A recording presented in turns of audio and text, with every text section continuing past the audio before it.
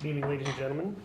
Welcome to the November 15th, 2017 meeting of the Lawrence and Douglas County Metropolitan Planning Commission. Start tonight with some housekeeping items, starting with approval of last month's meeting minutes. Is there any discussion or additions to last month's minutes? Motion to approve.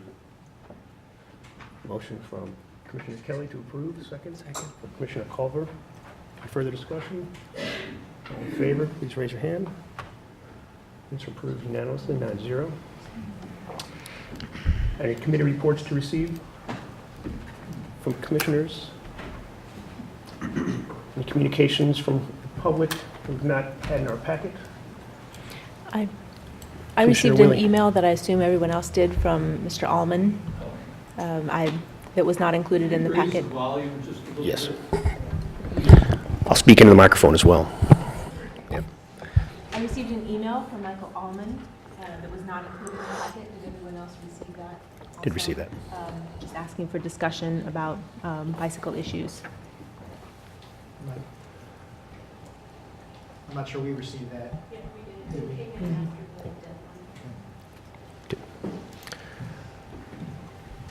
Any written communications from staff, commissioners, or other planning commissioners or other commissioners to receive? Any written action of waiver requests or determinations from the city engineer? No, sir. Any disclosure of ex parte communications, any communications we've had regarding issues on this agenda that have not been, any commissioner that's spoken to a member of the public, it's important that we understand what that discussion was about and that we're all privy to the information therein. Any ex parte communications? Yes, Mr. Chairman, on item number 3. Commissioner Sands. Sorry. On item number 3, a rezoning 2.5 acres.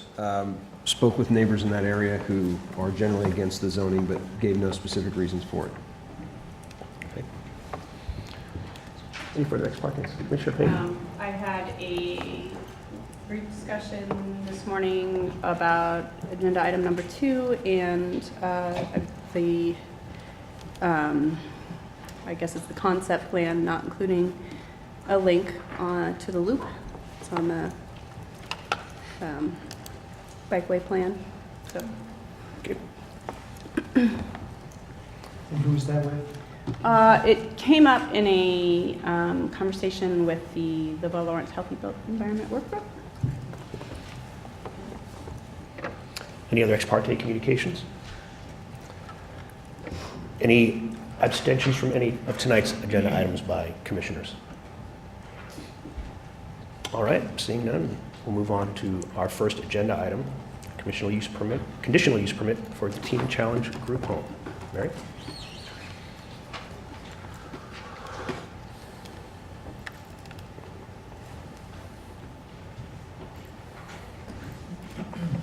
Good evening, Commissioners. I'm Mary Miller, one of the current planners. This is a CUP to amend the formerly approved conditional use permit. Don't know what happened. For Teen Challenge, this is a residential, kind of a group residential facility for teenage boys. It was originally approved in 1998. The CUP was amended in 2009 to remove the requirement that the property be platted. And the amendment before you today is to request the addition of a work program and also to extend the approval period for another 10 years. The property is located on about 17 acres at 1332 East 1600 Road. It's right in the southeast corner of the city of Lawrence, but it is in the unincorporated area. This is a close-up of the property. It's developed with one residential facility. Teen Challenge operates as an addiction recovery center for teenage boys. They have the residents. The CUP in 2009 set a limit on the number of residents at 11 with 3 on-site staff. If the residence was going to increase above that, they would need to amend the CUP. The Zoning and Codes Office received a complaint a few months ago about exterior storage that was happening with their work program. Their work program is they recycle or repurpose pallets from businesses. And you can see up north of the structure, this is some of their storage area. My mouse isn't going to work, but just north of the residence. and they received a complaint that it wasn't screened. So the Zoning and Codes Office sent a violation letter, which is included in your packet as attachment B. And so this CUP was requested in order to amend it to allow the work program and also to establish the appropriate screening for the use. This map shows that this is an interface of rural and urban land uses and zonings. The striped area is area that's outside the city limits that's zoned A for agriculture. The subject property is outlined. The colored areas are property within the city limits. Just north of the subject property, it's zoned RM15. It's zoned and platted, but not yet developed. And that would be developed with multi-dwelling residential structures in the future. The yellow area to the west is zoned RS7 for detached dwelling, single dwelling development, and it is a developed neighborhood. Given the fact that this is a very low density residential use with the 14 permitted residents on about 17 acres. It's very low density and it is residential in nature. We evaluated the development of the area. There's been little development in the last 10 years, and so staff feels comfortable in recommending the extension of the 10-year expiration date. This picture was included with the Zoning and Codes violation letter. It just shows some of the exterior storage. And this is a screening that's being proposed by Teen Challenge. They'd revamp the pallets into a partial screening fence, and they'll be planting 28 cedar trees about 6 feet apart. And these will provide a pretty adequate screening. In addition, this area is set back from the road about 500 feet, so this screening should be appropriate for the type of storage they have there. Another complaint that the Zoning and Codes received as part of the same complaint was that pallets were being delivered to the site. And Mark Halford with the Teen Challenge said typically they pick up and deliver their pallets using this vehicle in the graphic. But sometimes when they have large deliveries, the businesses themselves will bring them with their vehicles. And so there's a note that we're recommending be added to the conditional use permit plan that states that most pickups and deliveries will occur with the Teen Challenge vehicle. But if a large pickup or delivery needs to occur using a larger vehicle or a vehicle that's not owned by Teen Challenge, they would notify Zoning and Codes Office, and that way they can kind of monitor the type of vehicles and the frequency which they use other vehicles. And so staff recommends approval of the amended conditional use permit to allow the work program and the screening that we've discussed, and also to extend the expiration date for 10 years, and forwarding it to the County Commission with a recommendation for approval and subject to the conditions in the staff report. And those conditions are primarily a 5-year administrative review, the 10-year expiration period, and then notes being added to the plan to indicate that the work program is approved with the recommended screening, and also the note we just saw about the vehicles being used in the deliveries. Thank you. All right, thank you, Mary. Is the applicant here, and would he or she care to speak on the matter further? We've planted, Good evening. Oh, could you identify yourself? I'm Mark Helford, I'm the Okay. executive director. Thank you. We've planted more than 28, we've got about double that, so about 50 cedar trees that are in line with that fence that we've created there. And we've been doing this for years. Didn't know we were in violation of anything, and no one's ever complained, so I don't know where the complaint came from or why, and that would be the only direction that anyone could even see it. Properties boxed in by hedgerows would be from the road itself, which is a couple hundred yards away. So anybody have any questions, I'd be glad to. All right, we may have a few. Thanks. Okay. Is there any member of the public who would like to speak on this agenda item?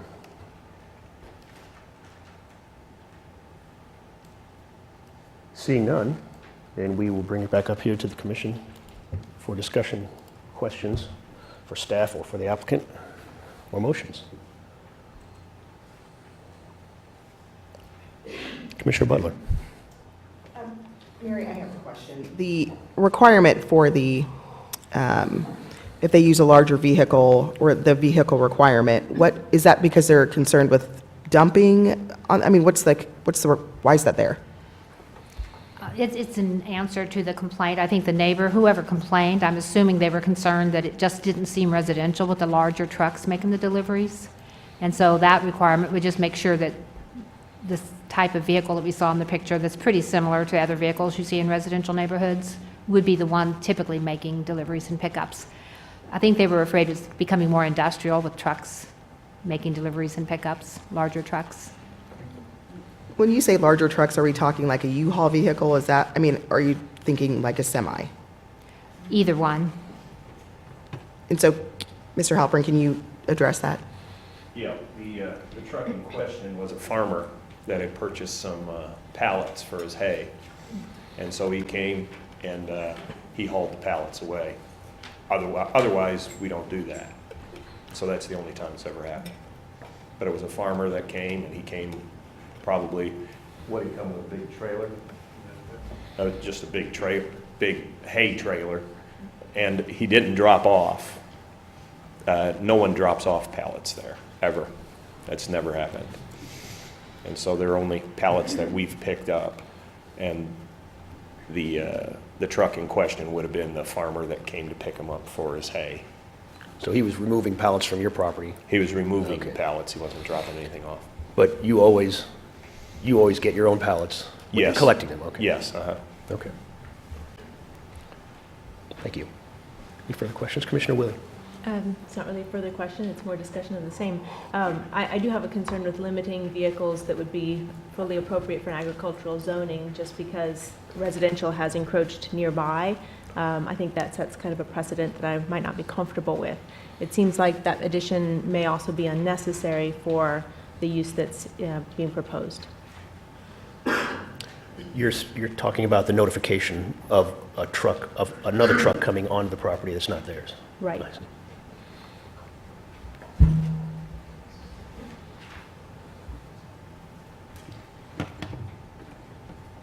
Any further discussion?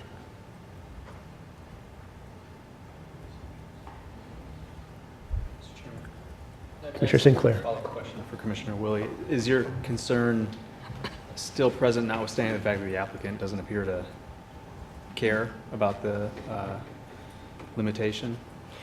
I think it's unnecessary. I think we shouldn't put unnecessary limitations on something for a problem that doesn't exist.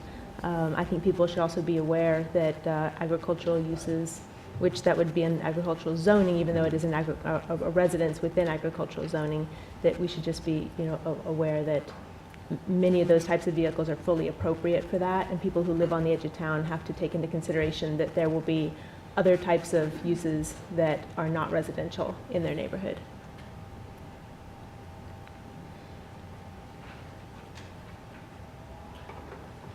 I had a question for staff. Commissioner Sands, yeah. Along the same lines. The applicant's been on this activity for how many years? Since when? 96? I don't know, the Teen Challenge, yes, Yeah. about 96, 98. And do we know when the residential development to the west started to move toward this activity? Rough time? As far as the group home, I mean, I don't know when the work program began, I think No, that I'm was sorry. differently. The residential area on the west side of North 1600? Oh, I can't say for sure when it started to Is that right? develop. I'd have to look at the aerials. I was trying to think of where I could find this, and it's on. You're asking when it urbanized, sort of that area? Yeah. In the 90s, it was Okay. urbanizing. So, Late. probably near the same time.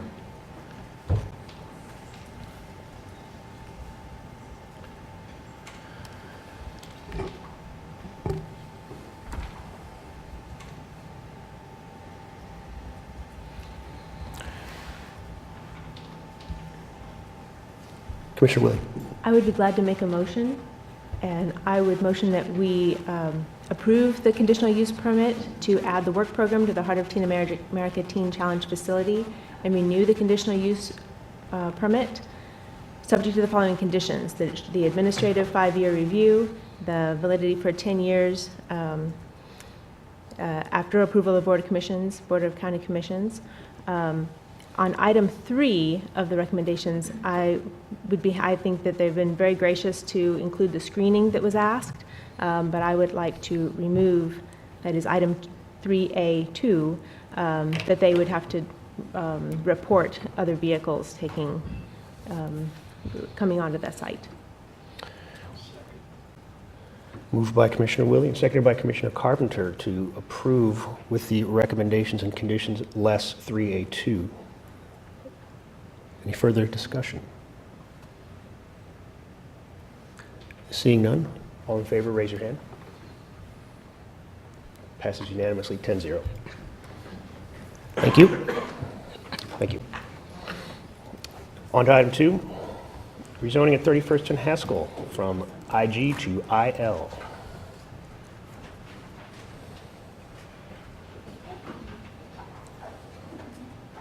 Hello, Sandy.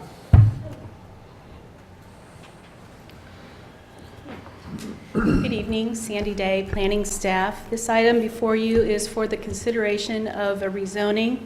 The request includes 4 specific parcels within that request, and there is a concept plan that was included in your packet. Several of you received a communication from Michael Allman. That communication was also received by staff, but it came in after the deadline, so we did not include it for you. And I will address the question about the bicycle lane in just a minute. The property is located within an area that is platted as the Lawrence Industrial Park. The area is largely following that original subdivision design that was established in the late 1960s. The old railroad corridor, a portion of it, has been developed into the Burroughs Creek Trail, and a southern portion of that old right-of-way has actually been vacated and absorbed by those abutting properties. The property within that subdivision is almost exclusively zoned IG except for 2 specific parcels. The parcel, this triangle piece, was rezoned to IL specifically for the storage use, which is an industrial use, but to allow for an on-site resident manager. Okay.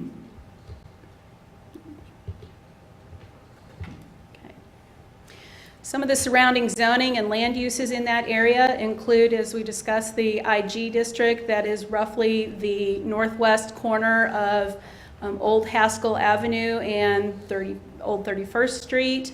Catty corner to that is also IG. On the northeast side is existing IL zoning, which is undeveloped. And if this project is approved, that would expand that IL district to incorporate not only that property, but these properties. And then there is a parcel of land that is located adjacent to the city. It is in the unincorporated area between 30th Street and the SLT that is zoned A agricultural. It's unlikely that that property would ever be developed in the future. As far as the comprehensive plan goes, this property is part of that industrial inventory that is discussed in the comprehensive plan. We noted a few of the key points that are in the comprehensive plan and how this project responds to that. The proposed rezoning request retains that industrial category, but does allow for some additional land uses. It is in proximity to the highway interchange, so it would be able to leverage some of that traffic access for redevelopment. As I mentioned, this project is part of that industrial land use category. The other piece of that is the employment-related land use categories, and the IL district is really a piece that allows for that business aspect, some of those commercial uses, without rezoning the property to an exclusive commercial area. Some of the neighborhood factors for this property: the property is not in a designated neighborhood other than the Burroughs Creek corridor. It is in proximity to the university, to the west, to the South Lawrence Trafficway corridor, and to Prairie Park neighborhood, which is to the east. We did look at some of the other land uses and some of the employment factors in this area. According to the 2015 census update, there are about 321 jobs, employment in that area, and 2 significant users more recently have been the Lawrence College and Career Center as well as the Peasley Technical center. And according to the director of Peasley, he said the biggest comment that they get is that their students and staff would like to have access to food options, food choices in close proximity. This project is part of that industrial inventory for the entire community. As you can see in this slide, the community has a range of industrial areas, some larger, some smaller, some made up of individual parcels, some made up of larger parcels that are contiguous and can be combined or assembled to create a different project. This request is located down here at the south end at 31st Street. The IG district is actually the lighter color, and the IL district is the darker color. So within this industrial node, if you will, we're really just kind of transferring intensity levels a little bit within that same area. One of the findings of fact, is to look at what other area plans are. In this particular case, the project is within the boundaries of the Burroughs Creek Corridor planning area. That plan speaks to aligning land uses and the zoning districts, and that occurs predominantly up in the northern portion of that. The plan also talks about connectivity of the trail system through this area. As I mentioned, the project has access and proximity to the highway, making it a very attractive location for potential redevelopment. Your next access point to the west would be at Iowa Street. The image on the right shows what the trail system, bike lane, multi-use paths are in this area, and along 29th Street is where that gap is occurring. City Public Works staff is actually in-house designing what that connection is going to look like, and they are working toward that connection. So it's not that it's been forgotten or deferred. It is an ongoing project for the city. The applicant included a concept plan, and we provided it in your packet, and I would like to note that this is just one concept of this area that could be redeveloped. What this drawing is showing you is how the property could be aligned or incorporated to that existing IL that is located between Haskell Avenue and Haskell Lane. This concept plan shows some vacation of right-of-way, some changes in access. That is not part of the zoning consideration tonight. Additional development applications would be required, subdivision platting, where we would be looking specifically at street access, vacation, utility easements, and infrastructure. There would be site plans that would be required. There would be traffic studies that would be required to proceed with that kind of development. So this is provided as one concept of how that area could look, but that's approval of the rezoning is not approval of this particular plan. The multi-use path we just made note of. This is just a close-up of where that connection is, where it currently terminates on the trail along the existing public right-of-way of 29th Street, and where it would pick up again at Haskell Avenue.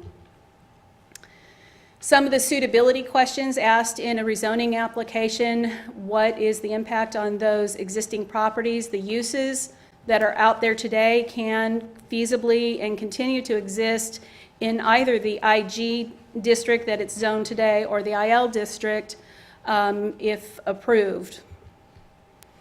One of the assessments that we did was to look at specifically the land uses that are permitted within this district, and what we've tried to highlight, and you see some of that in your packet, is where these uses are the same. For instance, animal services, and where some uses get added into this district. Fast order food, fast order drive-in, and restaurant would be the eating and drinking uses. We add an opportunity for additional office uses to this district if approved. There are several retail sales. These are more in line with what business support and support services are. General retail sales is permitted with some limitations. Some of our larger retail establishments would not be permitted in this district. And also transient accommodations is a use that would be allowed. So hotels or motels would be a permitted use in the IL district that is not presently allowed at this particular location.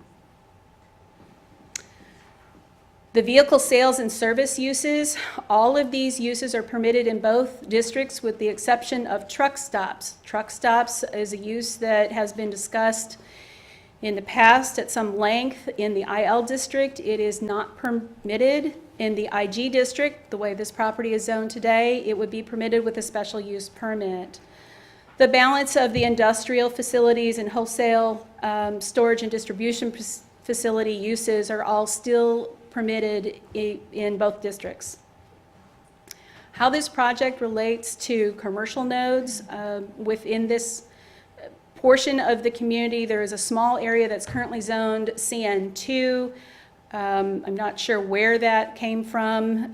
It's developed with duplex uses, so it's really not an effective commercial area. And for the southern portion of the city of Lawrence, this is where that property sits in relationship to some of the other commercial corridors in the area. The property is not currently vacant. It is actually developed. There's a very small piece on the corner onto the west side of the abandoned railroad that is vacant. The rest of the property is either developed or being actively used. This is just some of that visual evidence of the development pattern. This area really started developing in the late 60s with the subdivision plat.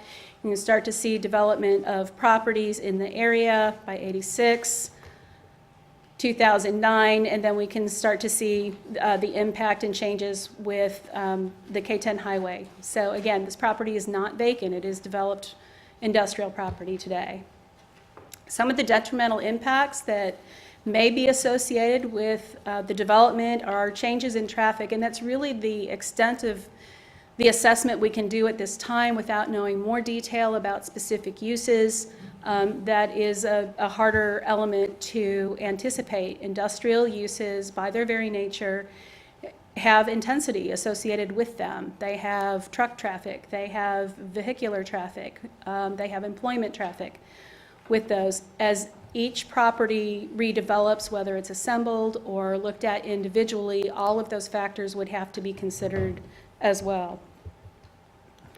Some of the public gain to the project or resulting from the project is certainly allowing the existing uses to continue to operate without creating any non-conforming situations, the ability to consolidate land. There may be opportunities to preserve some of the natural resources. There is a stand of large mature trees, some slope that we would look at trying to protect throughout redevelopment options, as well as the proximity of this property to the highway and to the arterial street network. As I mentioned, there is more to the development process that would be coming forward, that this body would see some of that. That would be through the subdivision platting process. There would also be public improvement plans that we would look at. That's more at a staff level. Site plans, uses that require a special use permit would come back before this body as well. Notice would be required for all of these processes so that the surrounding property owners and neighborhoods would be advised of additional development as this moves forward. In summary, the request does not include a specific development application. Your approval of the rezoning does not approve any particular design concept, either what's included in this packet or future packets, without them being specific design applications. The request amends the uses within the overall industrial category, consistent with the comprehensive plan, and the request would expand the IL boundary, the existing IL boundary that is located between Haskell Avenue and Haskell Lane. Staff's recommendation to you for this zoning request is for approval. We did not structure forward any conditions of approval to that zoning, and I'm happy to answer any questions. Thank you, Sandy. Is the applicant here tonight? Or a representative of the applicant? Hi. Yeah, hello. My name is Joy Ray. I'm a landscape architect with Paul Werner Architects. We are excited about this project. It's a great piece of land with the recent completion to K10 and 31st and reworking Haskell Lane and or Avenue. It's all worked out really well, and we think this property has some great potential. We believe rezoning these properties, as Sandy mentioned, allows it's just a contiguous zoning from the east side to the west side, and allows us to sort of get rid of some of that confusing traffic pattern that's happening right now with Haskell Lane. If you've driven down that way, you know it's cumbersome. It can be at times. So we think with the preliminary plat, we would be able to clean that up in the future, and think that's a great benefit to this property. In addition, as we move forward with the project, we anticipate meeting with and talking to the adjacent properties just to make sure that the development takes into account access to their property. We don't want to do this by ourselves, and our intention is definitely not to cut off access to anyone's property. We'd like to keep that free and open so that everyone's able to access their property and keep their business moving to the best of their ability. The letter that you received from Kevin Fredrickson of Eagle Trailer Company indicated circulation concerns, and we share those concerns. The success of this development depends on clear circulation patterns for existing and the newly developing properties. And as Sandy mentioned, we've had discussions with the city about the bicycle route and the best way for that to happen currently as it's planned along 29th Street. We do admit that bicycle, it's sort of dead ends right there at this point in time, but so we're looking forward to that additional connection, but you know, we'd also be open to including more bike circulation within the site as well as we move forward. We believe this rezoning will allow the property to develop by providing a mix of uses which could serve the existing industrial community. As Sandy mentioned, lots of employees. Also with the technical center, the Peasley Center, and then Boys and Girls Club moving in over there. Lots of people in that area. So we think some of those options that are available with the rezoning could definitely serve the people who use that area every day. In addition, the IL zoning, since it hasn't developed as much as you might have planned with it staying IG for 50 years, we think IL will definitely give us some benefits for that area and for the community itself. So if you have other questions, I'd be happy to answer them. Thank you. Are there any members of the public who care to speak on this agenda item? If so, members of the public are asked to limit your remarks to 3 minutes unless you're representing an organization, in which case you're allotted 5 minutes. We have a handy clock over here to help me keep track of that. Hi, I'm Kevin Fredrickson. My wife Lisa and I own Eagle Trailer Company. This is located at 920 East 30th Street, just adjacent to the property being rezoned, and that's just to the west. While we are not completely opposed to this request, we do have some major concerns about the potential negative effects on our company. For 30 years at this location, we built and sold flatbed trailers, repaired a wide variety of towed trailers, sold steel parts at a retail setting, and repaired large tractor trailers at our facility. We have semis delivering material on a regular basis along with the flow of regular retail customers. It is vital to our business that these customers and vendors can easily locate us and access our facility. The concept development plan and project summary referred to vacating Haskell Lane and 30th Street, which are the only access to our property. Rerouting our traffic as well as mixing it in with a higher concentration of retail and office traffic will make it harder for our customers to find and access our business. We would appreciate your consideration and the factors as you review this request. Thank you. Thank you. Is there further public comment? All right. Seeing none, Bring it back up to the commission for discussion, questions of staff or applicant, or motions. Commissioner Kelly. I have a question for Mr. Frederickson. If you could come back up. So, just so you know, this is step one of a many-step process on this, but I'm just interested. I have a feeling I'll be around for future processes. Does the truck traffic come from 31st up Haskell Lane, or does it come off of Haskell Avenue to 29th and down Haskell Lane? It usually comes up, it's northbound on Haskell Lane. Okay. So it rarely comes from the north. Okay. Thanks.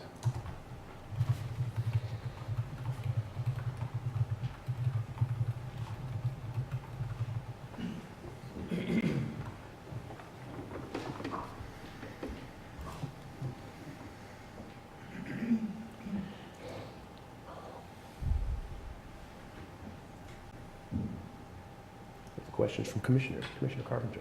Oh, Commissioner Willie. More of a comment. If there's anything I love more than agricultural zoning, it might be industrial zoning, just from our past, in our family. And so as looking at this with the down zoning and changing from IG to IL, I always look at that and really process that. I was really thrilled with the staff report because all the questions that I had answers in the staff report. So I don't really have any to bring forward. And just to say that I am comfortable with this, and based on the availability still of IG properties in the area, and that this is a different character than it was before the K10 came through there. And I think that IL will open up some new uses and be a nice transition area there from the IG. I don't think we will be missing out on industrial uses that may have come there because of this change. So in that case, I'm comfortable with this as a concept for the rezoning. I would also echo to Mr. Frederickson that any issues of flow, especially to of larger truck traffic, will have to be very much addressed by things that come forward for site plans and such. At this point with the rezoning, I don't think that has a great bearing on this step of the process. So I would recommend approval of the rezoning from IG to IL of the 8.745 acres. It sounds like a motion. It was. All right. Is there a second? Second. Second by Commissioner Weaver. I am also very interested in the redevelopment of this parcel. I think it's I'm generally in favor of this concept, and as a member of the Burroughs Creek Park and Trail Steering Committee, it's long been my fervent wish that a more suitable connection be made at the south end of that facility. The letter from Mr. Allman describes the meetings that he's had, and he and others have had with the applicant and with the city regarding completion of that facility.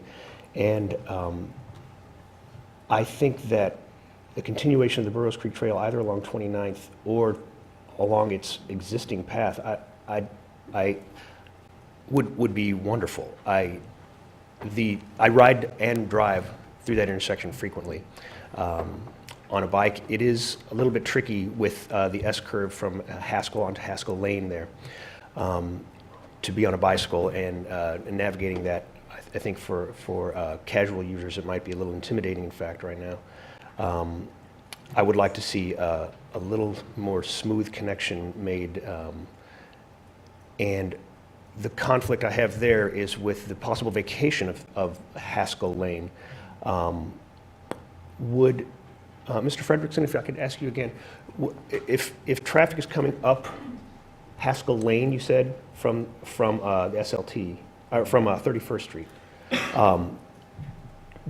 do you anticipate a hardship in them traveling onto Haskell and then coming back to 29th on that route to the existing intersection northbound, if Haskell Lane were? I just want to be clear about your concern here.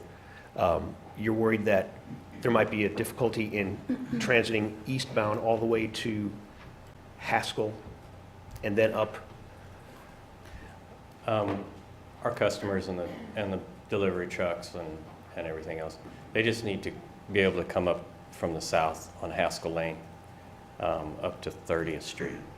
So the north end of Haskell Lane could dead end. But at the minimum, we need access to our property. And I know I see, yeah. it might sound like I'm up here early because it's just a concept plan, but you know, I kind of wanted to get on record and not, you know, come in at the last minute. I understand that, absolutely. I see, yeah. I see what you're saying about going up to 29th, coming back down to 30th, or some other access. I see what you mean. Well, then, yes, it would be, of course, extremely important to keep that access open and convenient. And so I think it's appropriate for you to be here at this early stage and make those concerns known, just as I am about the bike path as well. So we are early in the stage, and we will have many steps to go through. But I do appreciate your concerns. I want you to know that we are hearing them. Thank you. Right. Commissioner Sands. Just a question for staff, since we brought up process a couple times. Might be helpful for some folks to outline what happens after the rezone, assuming the rezoning occurs. What is the next 2 or 3 steps in the process? The development process that we would typically see for any project, we look first, is the property in the city limits? That's annexation. Check. Is the property properly zoned for what the project is? That's the step that we're doing here. So what the next step then is the design step, and that comes in a multiple part process. The subdivision process, and this would be included in this, will be a preliminary plat and a final plat. The preliminary plat comes to this body, and that is where we're looking at street design, lots, block design, very, very broadly how easement and utility arrangements are going to be made. Final plats are administrative, with the exception that they do have to go to the City Commission for the acceptance of easements and rights of way, or if there's any vacation. That would go to the City Commission. Part of that process also involves, before a subdivision plat can be filed, a set of public improvement plans are required, and that is specifically streets, sanitary sewer, water, storm sewer, sidewalks. All of those plans are reviewed at the staff level. The developer would have to provide a guarantee before that subdivision could be recorded with the Register of Deeds. Once those things happen, you start moving into more of the construction end of things, and that's where we start to see site plans, sometimes development plans, depending on what the zoning is, or a special use permit for some uses. Does that help? Thank you. Before you go, could you explain a little bit about the process of vacating a roadway? Right-of-way can be vacated one of two ways. It can be vacated through a process through Public Works Department. So if we are in a subdivision and there's a street that's maybe never been built, or because something's changed, we're going to vacate it, then somebody would make that request. It would go to the Public Works Department. Properties would be notified, utilities would be notified. If there are no infrastructure in that right-of-way, there's a process where there's a hearing for that vacation at the City Commission level. Assuming that recommendation is for approval, then there are ordinances published, and ultimately that right-of-way is vacated. The other process that can happen through is through the subdivision process. So when we look at subdivision plats, if we're looking at raw ground, you have seen subdivision plats where somebody's proposing new streets, new easement. It is exactly the same thing in reverse. And there would be notice to property owners. Part of that review is contacting all of those different utilities to find out if they have facility in that easement, in that right-of-way, before it is vacated. Once the subdivision process is completed and that final plat is ultimately recorded with the Register of Deeds office, that becomes official. That right-of-way is then vacated, and that's through the subdivision process. I'm just asking because it's a Okay. very popular road. It is. I use it all the time, and I also know how hard it is to cross on a bike coming down the trail because there's nothing to stop that traffic just zipping through. And that's part of why we wanted to make the distinction tonight, that we are looking at the zoning piece and not the development piece, because we do not have a development plan in front of Right. us tonight. Yeah. And Commissioners, this will come with a full traffic impact study. Right. It's reviewed by traffic engineers to work with the designers on the street system. Commissioner Payne? So just to reiterate that I understand it's concept plan, not a specific development proposal, but go for transportation considerations to promote a multimodal transportation system. So again, that connection would have been nice to see on the concept plan, but I understand it's not a specific development proposal, so I look forward to seeing that on a specific proposal. Mr. Chair, if there are no more questions, I'd like to interject just one more element of this. I know you have a motion on the floor. This will support that motion. But as long as we're talking about all these great elements and components early on, because your direction helps us move into the next steps, I do want to highlight an element of the concept plan that we discussed with the development team, and that's the open space component at the corner. We didn't highlight it very much, but I wanted to highlight it for you because it's reflected here as sort of a protected open space. We think we've got a little gem of an environmental point there with those trees there at the corner, and we'd like to see those saved in some capacity. The problem is the code doesn't help us very much today with that in the industrial district. And so throughout this process, the development group has represented that they would protect that forested area there to the extent possible through plating or through site planning, and there's different vehicles to do that. So I wanted just to get that on the record, that it wasn't highlighted here until now, and so I wanted to make sure that you understood that that was represented and that we will work to carry that forward in some way in the future. Thank you. Question on that. Yes, Commissioner Cole? Scott, in regards to that, just for clarification, within the industrial designation, it would not be required, but the development group is voluntarily looking to provide that open space? So a couple things, yes. So, and for those kind of active in the comp plan discussions, you may know that we have a policy to protect sensitive lands, and we have a list of what those sensitive lands are, and kind of wooded areas of high quality are one of the types of sensitive lands. Our code, we apply a rule that if you have sensitive lands on your property, I'm sorry about this. If you have sensitive lands on your property, and they meet our definition for sensitive lands, then you have to protect at least 20% of those for only residential uses, though. They're not applied to commercial and industrial uses. We're trying to propose changes to that through the comp plan process, but then we would have to do code amendments after that.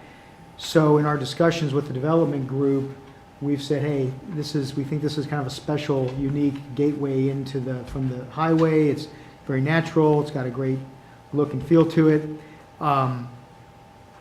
You're asking for some rezoning here. We'd like this preserved or protected in some capacity, and so it was part of our discussions of supporting this rezoning, allowing it to intensify with potential commercial uses here in this area. So I appreciate the talk. Have I answered? Yes, thank you. I appreciate all of those concepts, and it sounds like there is room for all these concepts at this conceptual level. Commissioner Kelly? So question, Scott, to your statement there. Is there, I mean, you said you're asking for rezoning, the code doesn't hold the same 20% because it's industrial. If the developer is willing to do this, should we include that in the rezoning, that has to stay that way? So that, because we don't have it in the code? I don't think there's a vehicle at this point for it. Okay. I wanted to make sure that you all understood that there's a representation with this rezoning request, that the development group knows that, at least from a staff level, we find value in trying to preserve some of that element. And they're in agreement as reflected in the concept plan. But we know that's a concept plan. There's a long way to go in the platting and laying out the streets and all the different things that go with this. But in concept, we want it known put on record that that's part of your deliberations, part of your understanding of this project, that it will be carried forward as we get to our next steps. Commissioner Sands. But that area on the green space that we're talking about is outside the requested zoning. It's included on That's the a good concept point. plan, Right. but I'm not sure, and maybe this is procedural, maybe this isn't a concern, but should we really let that weigh into consideration of whether or not to rezone the subject property? Commissioner, I think that's a great point, and I'm trying to give a lot of credit to the development team for being very forthright with their plans here, because you're right in that area you see there is already zoned IL. It's not part of the rezoning request, but the development team came in and said, this is what the outcome, this is kind of what we desire the outcome to be, and a couple reasons why we're showing it to, why they're showing it to you. One is just to be honest about the commercial component of this and their desire to include some commercial uses. And we didn't, together thought, well, we just need to show that. If that's really what you want to do, we can't sneak in an IL zoning, right? And then come back with something and have the commissioners say, thought we were getting some industrial use out there. And so I guess we're already a couple steps down the road in talking about the next steps, which really would be the platting and the site planning. Given that it's just a straight rezoning, planning commission, city commission wouldn't see that part, but it may be the site plan, but it may be something that's even, the vehicle may be the plat process too, to get some easement associated with it, or, because this likely would be part of the plat that you'll see. So while this property we're talking about, because it's going to have some street issues, or have some replatting of lot lines, those types of things. So it will come back to you in some form in the future. Commissioner Kelly. Just a comment. I use the intersection of 29th and Haskell multiple times a day, as do my students. For the public, I am the director of the College and Career Center there on the corner. Very supportive of some development out there. So would my students. So Joy, if you have some questions about come on over, I'll tell you which things they'd like. But also respect Mr. Frederickson, who's been a great partner with us and his needs. Really want to make sure that we understand that intersection at 29th and Haskell is not a safe intersection.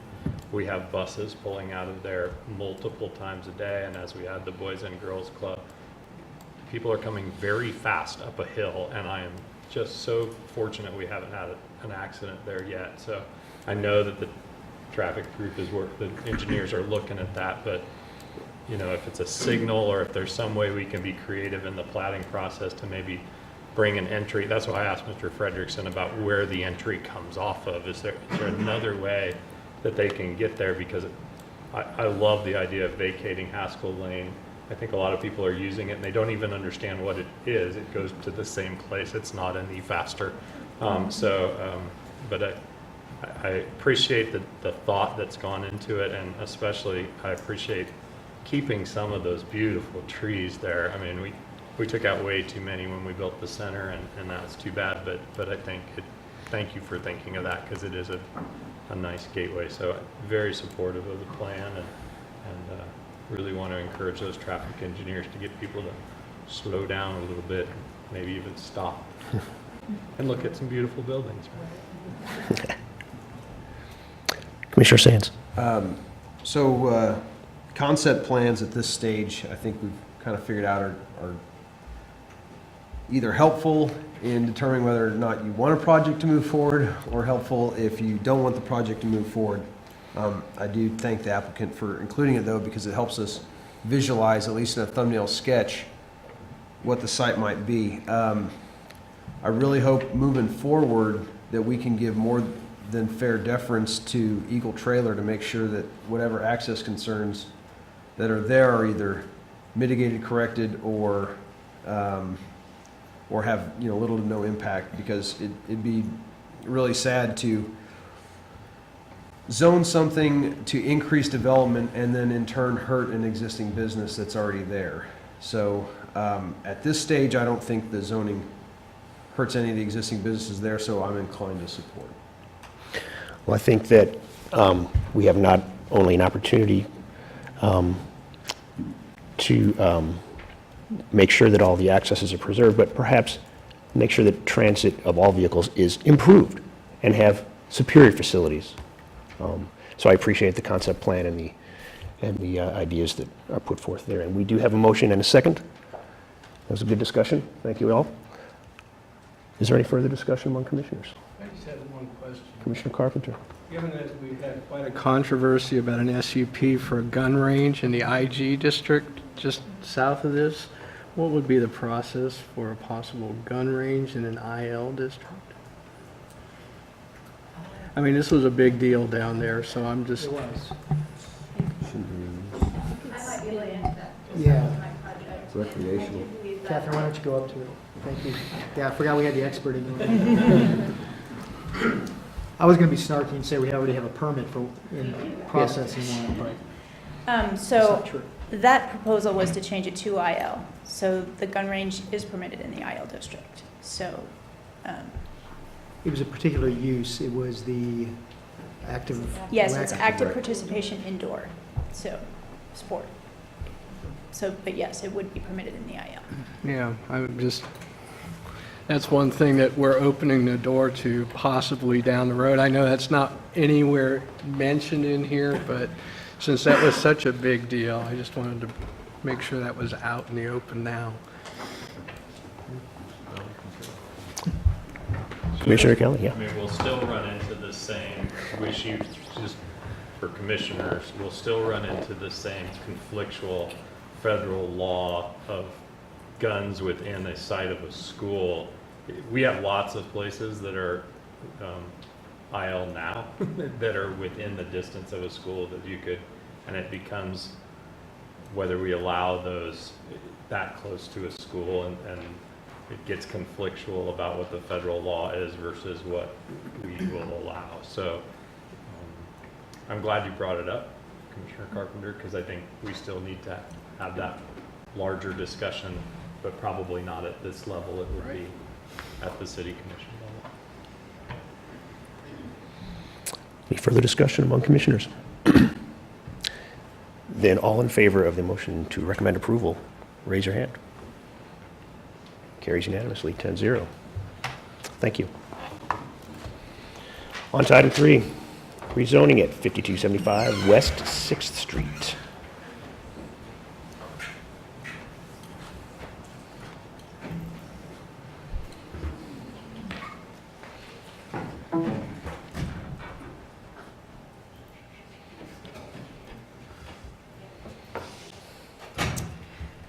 Good evening, Commissioners. I'm Catherine Reek, one of the planners. I have before you another rezoning request. This is for a property that's located at the intersection of West 6th Street and Queens Road.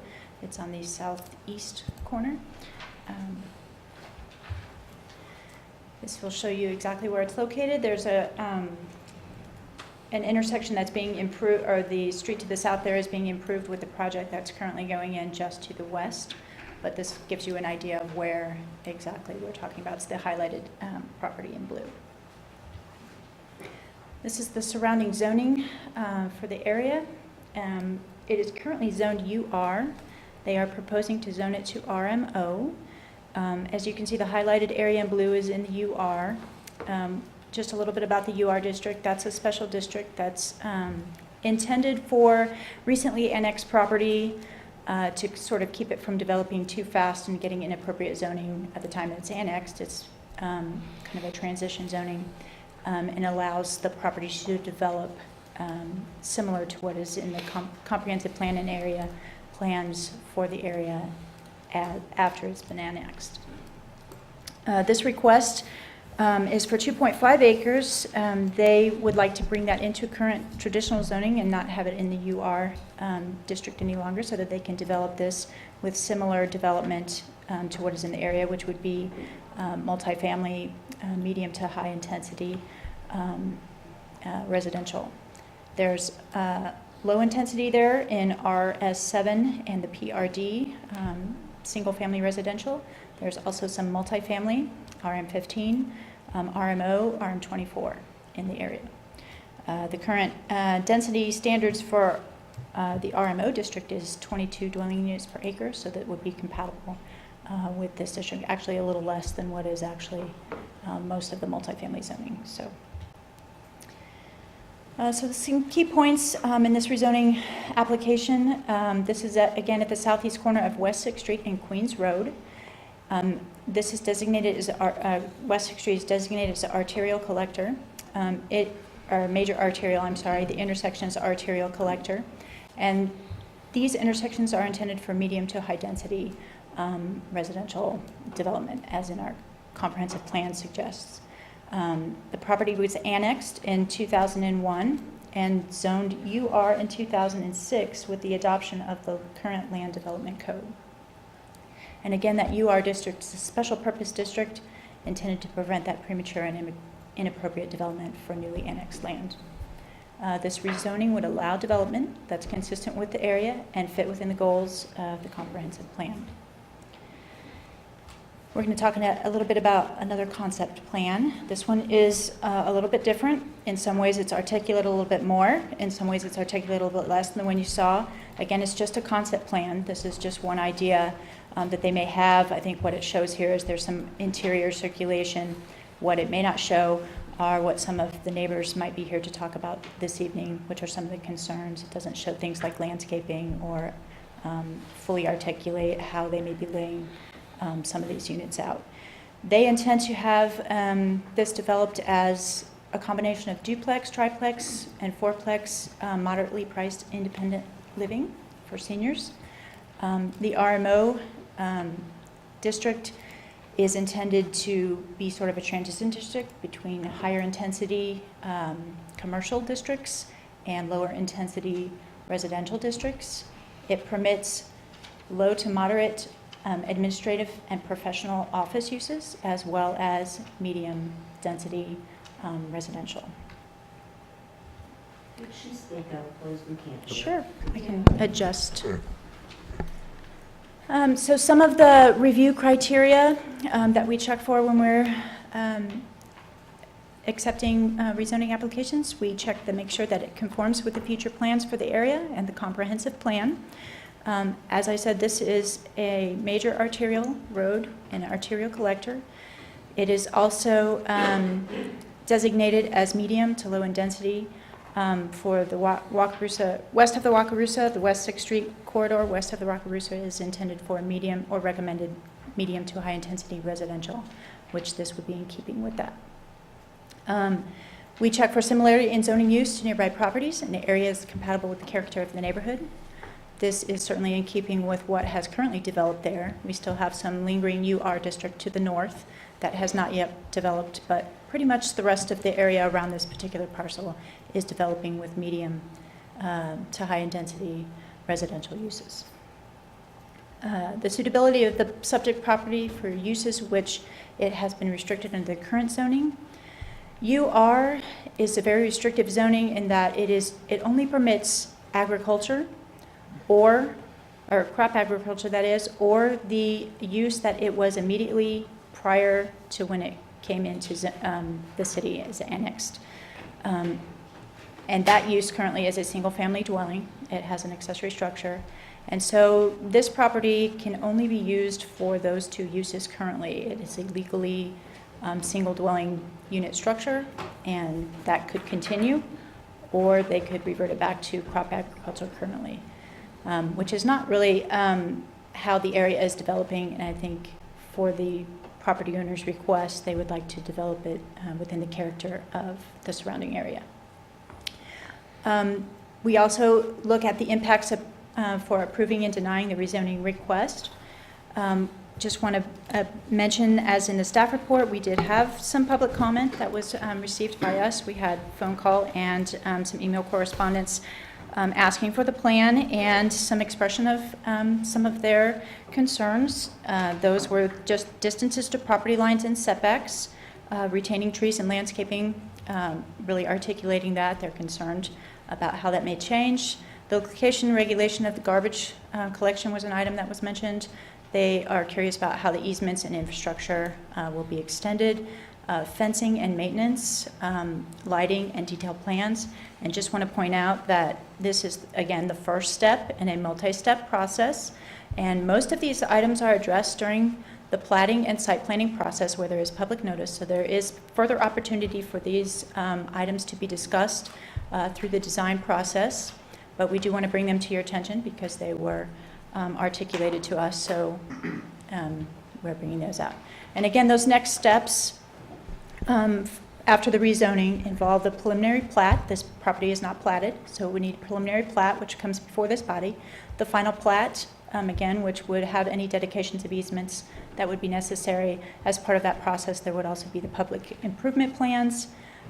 The site plan would come as far as designing the details of landscaping, trash collection, all of those land characteristics, and then building permit applications before any development took place on the property.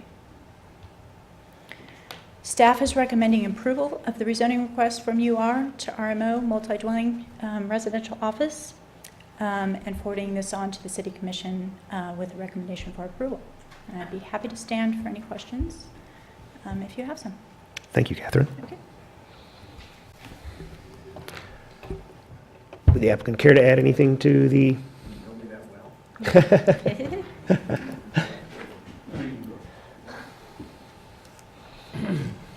Good evening. My name's Alan Balott. I represent Beckmeisters. Beckmeisters is the owner of Bridgehaven Memory Care Cottages in Lawrence.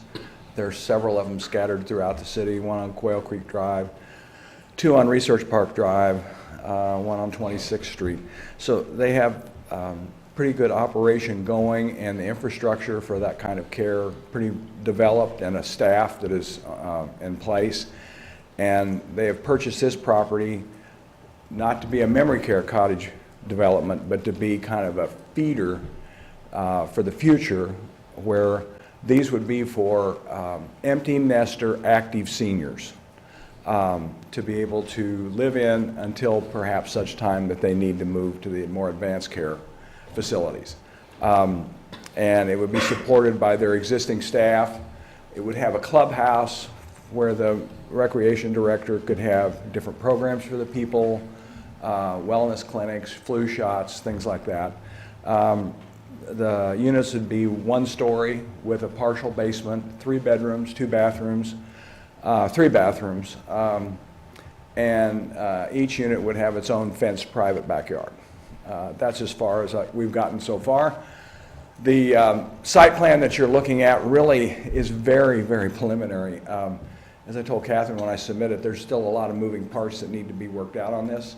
The reason it was developed is that, what's the name of it? Rockhaven, Bridgehaven Drive, not Bridgehaven, yeah, is going in right now. And when I realized that, I knew that the water was on the opposite side of the street, the sewer is down south, and the construction plans had shown a driveway entrance to be built, and I wasn't sure that that would work for a layout that we might come up with in the future. So I hurriedly put together a site plan, coordinated the utilities with the utility department, coordinated the construction of some inserts to go underneath the street so we can slide water lines in at a later date, and had them widen the driveway as it was shown on the plans from 15 to 25 feet. And that's the extent of the development that we've done right now in site planning. We're aware that we have a lot of work left to do. But we had to get this work done up front before we could proceed without going backwards. So, do you all have any questions? If we do, we'll let you know. You always make me nervous when you just stare at me. I'm thinking of the perfect. Thank you. We'll let you know if we have any questions. Any members of the public care to speak on this item? Yes, sir. My name is Tom Carlson. I'm the owner of one of the residences in the development called Branchwood Court. There are 10 houses there. We're immediately to the south of the proposal, and I have only 3 points to make.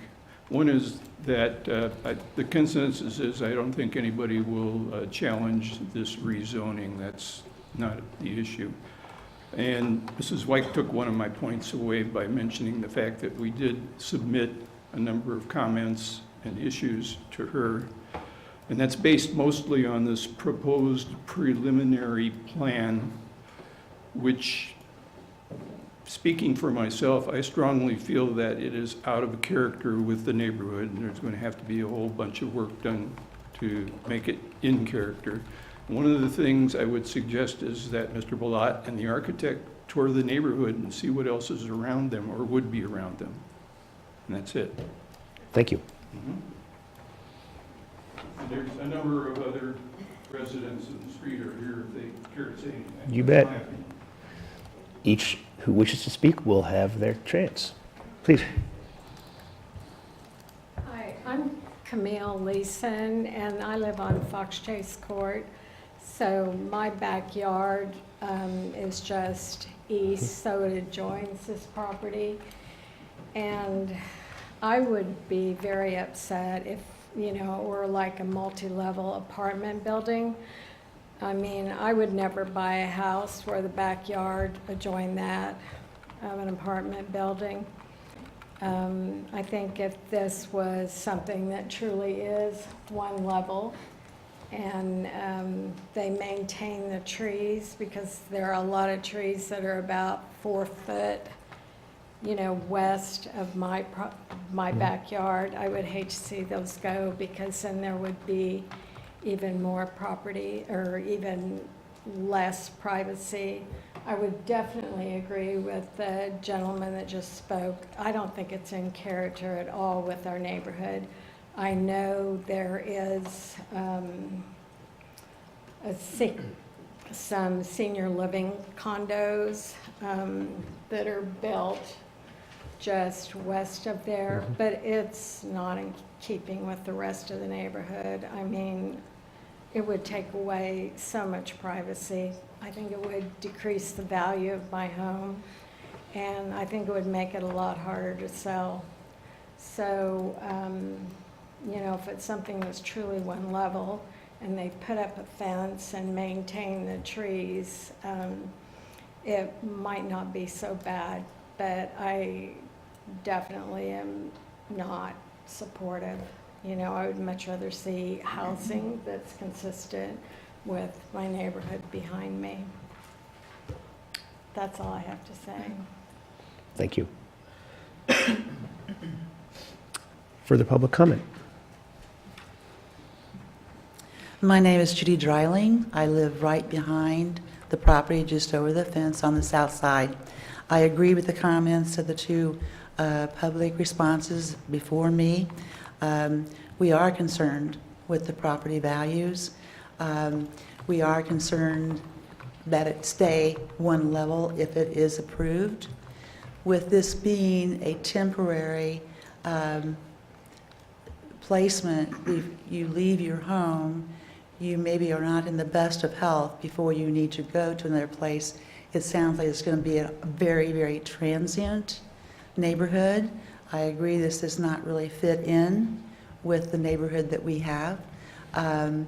We are really wanting to know what the next process would be when this another meeting would take place, that the developer and the surrounding homeowners would be able to meet with them to get more details, to get the actual plan, so that there could be input back and forth should you decide to approve this rezoning, which we hope you won't. Thank you. Thank you. Further public comment, Can I ask just one more question? please. So if this rezoning were approved and this gentleman has said it's 1 story, then if it's approved, could they go ahead and build it up several stories? Question for staff? Well, the next step is site planning, and that's another sort of interactive process. That notice goes out to owners within 400 feet of the property. Owners who are interested in viewing the site plan can come down and visit with staff, certainly visit with the developer on it. We encourage neighborhood meetings once plans are developed to get feedback directly from the neighborhood.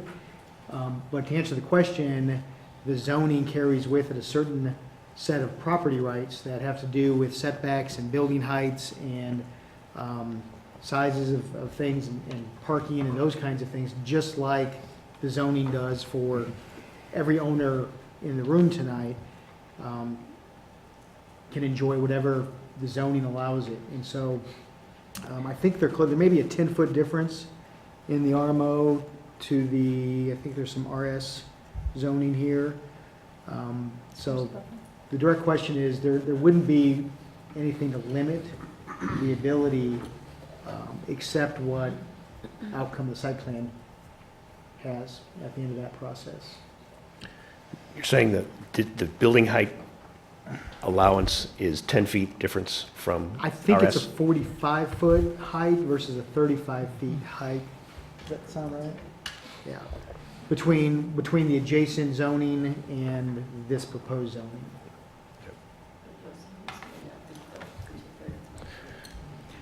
So not really. I hope that sheds some light on the next step and that process will continue with your input as neighbors and possibility to continue to meet with the developer. Yeah. Are we answering the question?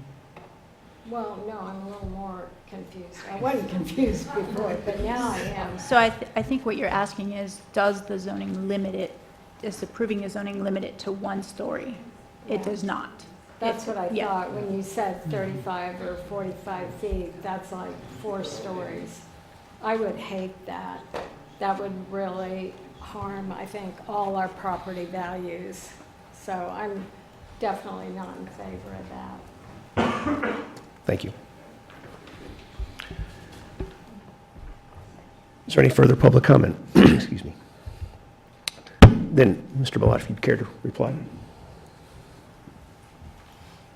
Well, I assume that you all have read my application. Is that correct? You know? I didn't receive. You haven't? Okay. Alan, can you please address the Then commission? Well, my application says that there'll be duplexes, triplexes, and fourplexes. When I did the application back in August, there are not going to be any fourplexes, okay? That's something that's happened already. The design of them is almost done, but they're not quite ready for prime time. They are 1 story, all of them, 1 story. But then she just said, or he did, that it can be 35 or 40. They can be, but I'm not going that. Give me a break. Let me meet with you guys once I get everything done, rather than assume that I'm going to do something different.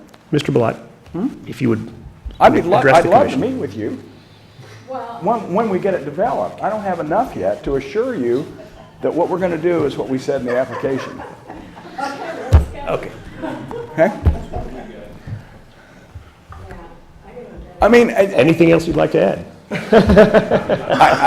I know I'm sensitive to this. I've done other infill developments like this.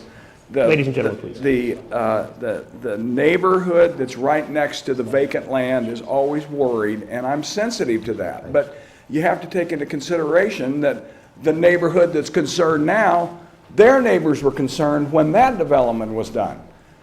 If we don't get anywhere as a city or a community if we follow that kind of logic. I'm sensitive to the neighborhood. I'm not going to hurt your property values. If these units were for sale, they might sell for what your houses are worth per unit. These are not going to be slouchy units. But trust me, let me get together, let me get my plans finished, and then I will contact you, and we can get together and have a meeting. As many people that want to come. And I'll take your input, and, Mr. Black. you know, we'll work back and forth. I'm just not ready for that yet, okay? Okay. Buy my house? Ladies and gentlemen, please. I'll trade your house for one of his units. Oh, public hearing, I'm sorry. Thank you. Thank you. I think we've addressed the question of one story and your intentions with that. Thank you. All right. Now let's bring it back up to the commission for discussion, questions, or motions. You might want to see if there's any other public comment. I don't know if anyone's- I did, but seeing none, I invited Mr. Blat to reply. And now we're back up here. I have a question. You, are you volunteering him to? No, he has a Okay. question, but I have a question after. All right. Commissioner Kelly. So the development that is directly to the west, the height of that development is like 3 to 4 stories, is that correct? It is. And As I recall. it has the same zoning as what we're about to approve, right? Or what we're being asked to consider? Is it RS 15? Yeah, it's RM 15. RM 15, okay. Yeah, it's different.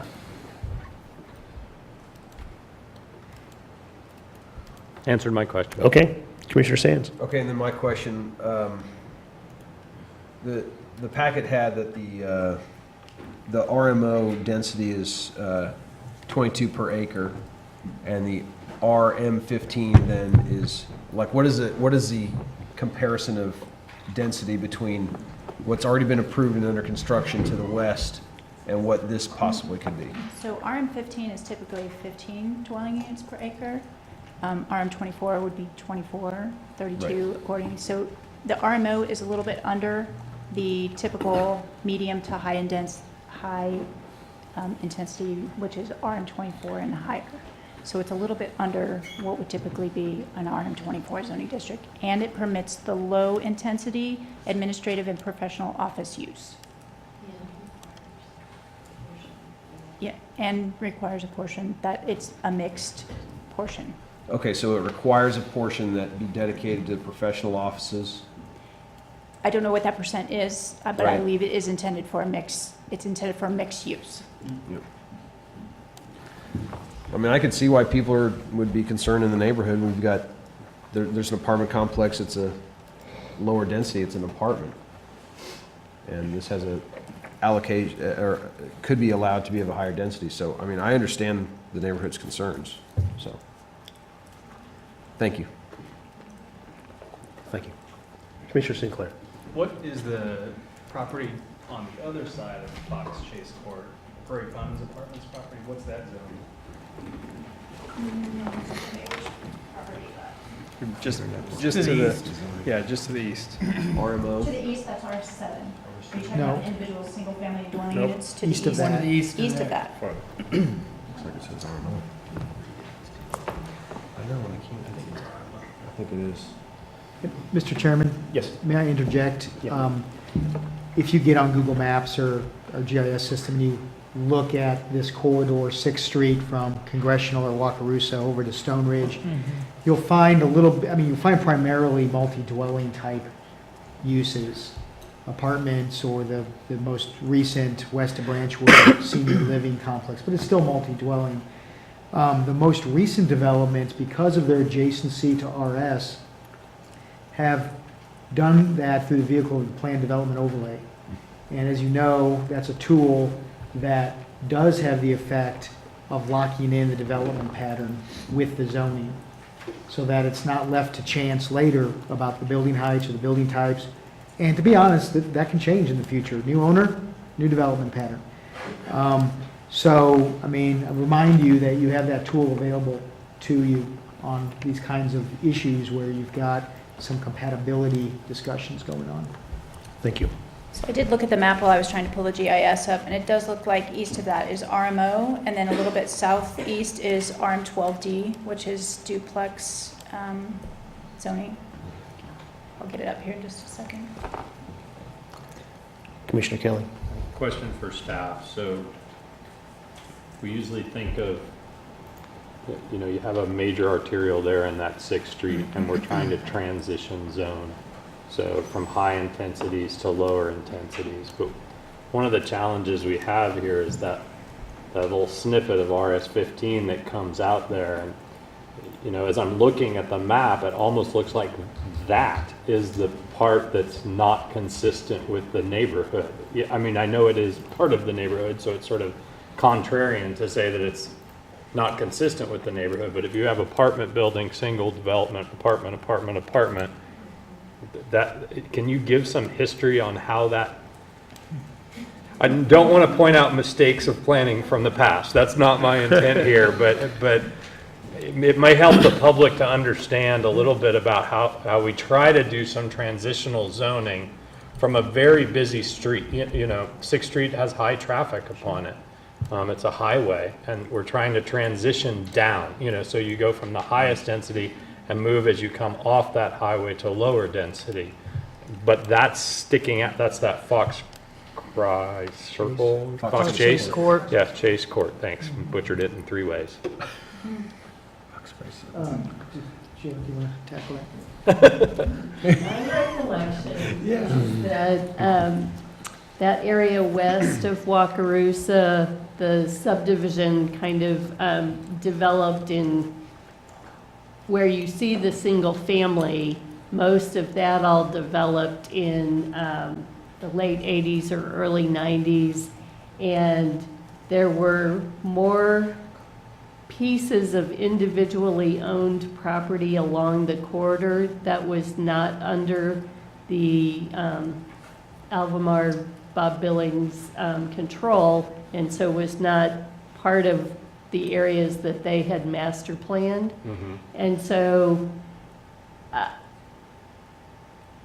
I'm thinking that they may have shown some concept of how, you know, those neighborhood streets would have tied into some of these other independent parcels, but then those parcels developed separately.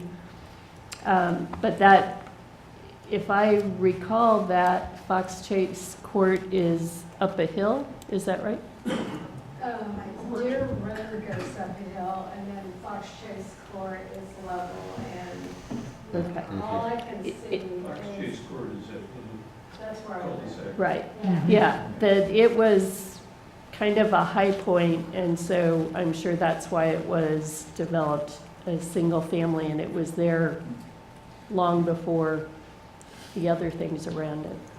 That's true. I Thank think you. my house was the last one built on Fox Chase Court, and that was 2003. So I can't see any from my house except single-family dwellings. Thank you. Any further commission discussion? Question. Commissioner Colvin? Mr. Blount, what would you and the applicant feel about, or your thoughts on a planned development overlay for this project? I asked for zoning. RMO, that's what I want. That's what I came here for. The speculation of I might do something different than what I asked for kind of offends me. I'm a person that when I put something on an application in writing, that's what I'm going to do. When I come down here to the Planning Commission and tell you I'm going to build one-story duplexes, that's what I'm going to build. I don't understand this discussion about they may be able to build them 45 feet or they may be 2 stories high. I don't understand that. I came down here with an honest request for RMO zoning. I picked that zoning because in the zoning ordinance it specifically says that that is a transition zoning between single family and higher density uses. I don't need 22 units an acre, but that's what it gives me. Probably I'm going to be down at 14 to 12 when we get detention and all that other stuff in. But I don't understand why we have to go through this complicated process when it can be done with just the simple zoning that I've asked for.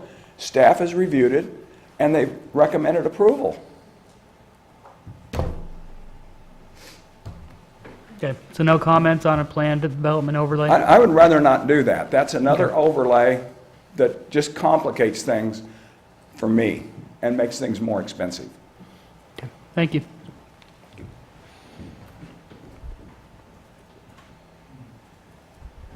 All right. Commissioner Willie? Just to respond to Mr. Balot. We take these things one piece at a time, and this piece has to be a standalone piece because it does not come in conjunction with another item of your proposal. Because the zoning comes as its own piece, we have to look at it as though, say something like 2008 happens again and everyone stops building and then properties change hands. We have a standalone zoning, and these are the things that may happen under that zoning. So we need to look at that piece and be comfortable with that, whether or not we move forward to the next. So I understand your intention and nobody questions that, but things happen. And at this point, we have only the zoning on the table, so we have to discuss that. I didn't actually ask for any additional comment. Respond. Would you like for him to respond? Just real quickly. You may. I understand that, but I'm going to have to file a site plan within the next 60 days. And that's a legal document. So if it needs to be changed because of something like 2008, it's got to come back through the whole process with the exception of coming to you for zoning. And so those protections are built into the system. And I understand your concern, but that's why you have site plans. That's why you have plats, preliminary plats. So. Thank you. Commissioner Butler? Mr. Balot, I just have to say I echo what Commissioner Willie said, and no one's questioning your integrity or motive here. And I think the neighbors have a lot of questions, and we're just trying to explore the different options that are available with changing the zoning. So I don't want you to take any offense to that. I think they have valid questions, and this might be some of their first meeting. So, okay. Start talking about what I might do different from what I said. It bothers me. Well, and I hear what you're saying, but what I'm saying to you is that our purpose up here is to ask questions. No offense to you, so I just wanted to make that clear. I want to go over the plan. Again, Mr. Balot, I understand that, but once we're having a discussion up here, it gets difficult when there's a lot of back and forth, so thank you. Thank you. Thank you. Further discussion? Commissioner Kelly? So I'll say I think the question is a good one because when we rezone, we are giving essentially, until we rezone again, property rights to do whatever anyone who owns that property is doing going forward. And I think it's very important for us to point out that fact as we look at each piece of property, that those rights will be on that property no matter what. The one we just went through the rezoning for, Commissioner Carpenter was really good to point out, this may be a result of that, and those are the things, the long-term consequences we have to think about. And that's really why this commission is here, is because we're trying to think about the long-term of the community and not just the person who owns this property and the neighbor that owns the space next door, but also 30, 40, 50, 60 years from now, what that property looks like down the line. So I'm hesitant to say this, but I'll say this. I resent and am offended the fact that we're upset that we're asking questions and trying to determine the best thing that works for our community, and that your frustration with us is not appropriate here. We're asking questions to preserve our community. You're wanting answers for your specific project, and I get that, but I think we have a duty to do, and that's what we are doing. And I think we are trying to look out not only for your project and your integrity, but for our community all along that 6th Street corridor for some point of time. Commissioner Culver asked if it was a possibility to do a planned development. I think we're trying to consider what our options are here to preserve our community. We have the option just to reject this outright. We're trying to see if there's an opportunity to come to some agreement that gives the homeowner some confidence beyond your word. And I'm not challenging your word, but I understand that they're trying to make sure that if you sell the property tomorrow, which your owner could very much do, they have a new set of rights. And there's nothing they could do about that. So I just ask you to preserve the process that we have here and resist the back and forth nature of what's happening, because I think what we're trying to do is trying to come up with some way to plan our community appropriately. Thank you, Commissioner Kelly. Commissioner Sands. So, in addition to the folks that came out and voiced concerns, which I want to thank everyone who decided to venture into what planning and zoning is, and if it's your first hearing, then welcome, and I hope you, after Commissioner Kelly's very impassioned and inspirational speech, I'm not kidding, I kind of recharged me a little bit, and that's great. I hope you make it a habit to come more often to see the process, even if it's not in your neighborhood. Again, I spoke to a couple of the neighbors along Fox Chase Court. They were not in support of the rezoning. I won't go through all the golden rules, but to some of the points, recommendation of the professional staff is only one of 9 golden criteria. Sorry, it's only one of 9 of the golden criteria. Also, opposition or support of neighborhood residents is only one of 9, and the weighting of the criteria changes with the project. So I'm not sure where I land on this yet. I'm inclined to take the applicant's word at face value that it'll be a zoning that is south of what is allowed. I like to make that assumption, but I'm still not fully decided yet. Thank you.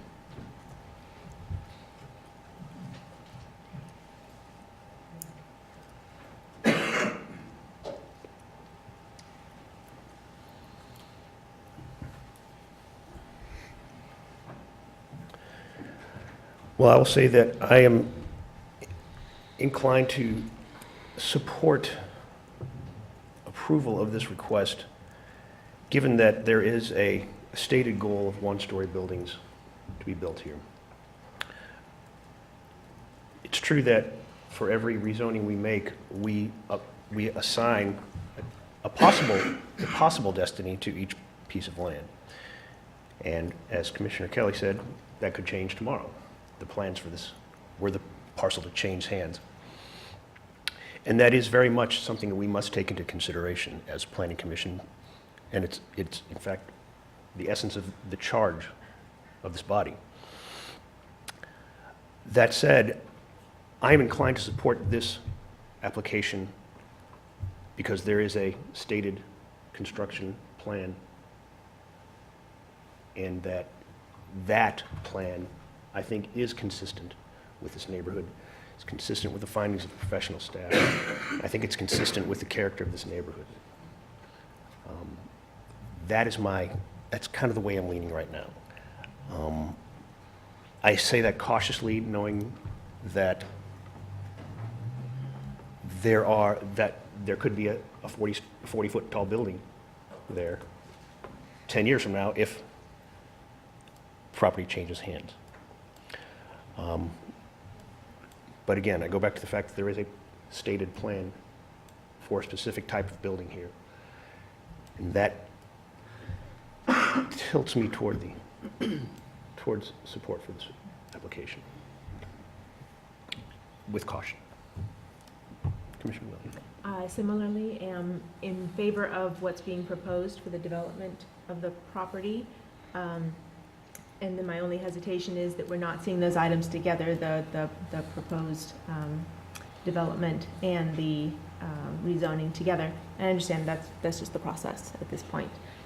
So we're looking at, is there any kind of stopgap measure where we can ensure that, for the residents, that what's being proposed will actually, that the rezoning would be limited to that. And that's just a question of, that things happen in between. But for what's being proposed in the preliminary, I am in favor of that. So I'm also kind of on the fence. Commissioner Kelly. So, Scott, correct me if I'm wrong, but there is a way to do that, and it's with a planned development. Now, there's additional cost to the developer because they have to create more plans for the planned development, but it does take those two together, am I correct? Correct, it's combining the site plan with the zoning to know what the project is as you zone it. Sounds like the plans are almost complete at this point, so it's mostly a delay of time to bring that forward. It's a tool that's useful when there's a lot of concern for what the zoning brings as the set of rights associated with the zoning, the what-if scenario. And again, not questioning Mr. Balot's plan or integrity, but it doesn't have to be 10 years from now that you get a 45-foot building. It could be the first thing that goes up.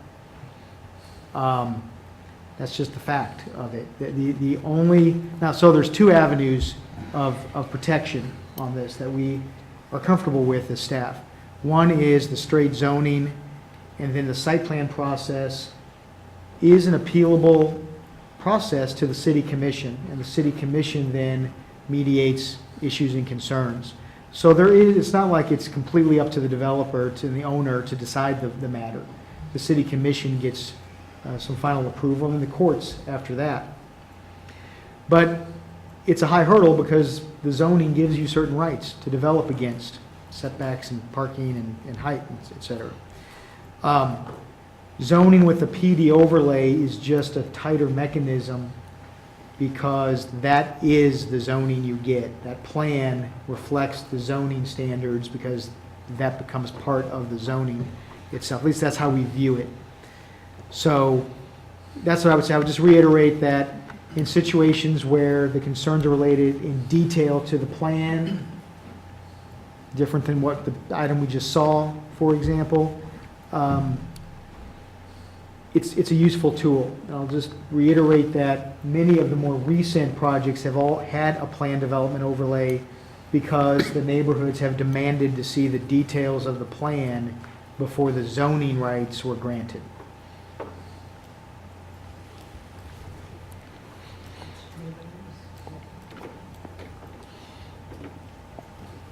Commissioner Carpenter. I was going to say that, the same with item 2 tonight, and every time we just have a straight zoning request with a proposed possible thing we're going to do in the future, I kind of have qualms. I would much prefer if we had a process where we had some plan that we held people to, but right now it's just, this is our process, that you come in with this proposed concept plan as opposed to a real plan. Now, I think I understand what the proposal that we're hearing tonight, I mean, multi-story would defeat the purpose.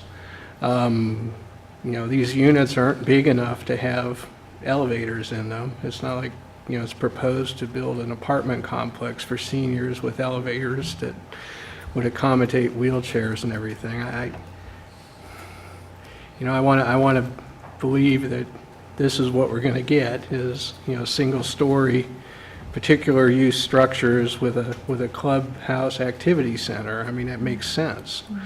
And I think it's something that's very valuable to the community to have facilities like that. But on the other hand, given the history, just about everybody up here has been involved in one way or another with rezoning that's gone completely haywire. We use examples of some of those all the time. It came in as a particular concept plan and it's become something completely different over the years, particularly because of downturns in the economy and, who wants to come in and actually buy into a piece of property to develop it. So, I'm kind of struggling with that. I kind of like the idea of the overlay to give protection to the neighbors. I remember driving on a 2-lane 6th Street with individual houses down that street, and this is one of the last houses that's managed to hold on. It's a 100-year-old house that's now going to be gone. There There's maybe one or two others that have been repurposed, but, you know, what was there is, it's done. They've been swallowed up by these monster structures down 6th Street, which became a highway. And that's, I don't know, you know, it's very difficult to know what to do with this. So I'm still struggling with the idea of the overlay, and I'm not sure what we would do, how we would do that. Is that something that we would do tonight, or is that something that has to be put off? There are two avenues, if your desire is to have a plan development overlay included. The application before you is straight zoning without a plan development. That's why Mr. Culver sort of asked the question of, would there be consideration by the applicant to take a deferral, catch up a site plan to the rezoning, have us re-advertise the item as RMO with dash PD with the plan development overlay, and then probably January or thereabouts, you would see this back on your plate. If you, the other avenue is to recommend denial, send that up to the city commission, or let the city commission make a final decision. If the city commission denies it, the applicant at least knows what the planning commission's issues were with it, and the applicant could resubmit with a plan development overlay district sometime after city commission denial. Let me ask this, if we deferred it for a site plan to catch up with the zoning request, would this be postponing the overall process and moving forward on this project, or is it, or we would still be essentially on the same time It would be frame? essentially, On your side. I would be willing to wait on the zoning and let the site plan catch up. As an overlay? If I understood what you said correctly. I think that's where, I think that's what I'm asking. I'm just hoping I'm on the same track here. so it's a two-step process as proposed. Receive zoning and then submit the site plan and have that process unfold. If the applicant is willing to take a deferral and submit the PD overlay with it, then that time is the time that would have been with the site plan. I mean, it's essentially the same time frame. So we would be approving at that time essentially both the site plan and the rezoning quest as one package. There may be a small delay doing the PD overlay and taking the time to do all the legal ad notice and wait for a planning commission meeting to come up. But you're not talking months, you're talking, weeks, I think. All right. So, Mr. Ballot, having heard all of that, are you open to the idea of going that route to try to get this project approved the way that you're proposing it? Mr. Carlin, I can't understand it. Yeah, I'm sorry. I'm just asking, given that discussion, and going back to Commissioner Culver's question, would you be open to the idea of a deferral to look at the overlay so we essentially have the site plan and the zoning request at the same time? I would object to that. The planned overlay, as Mr. Kelly says, involves more drawings. And there aren't enough units. That's my only concern, to amortize that cost over those drawings. And that directly makes whether this project will be successful or not. That's my only concern.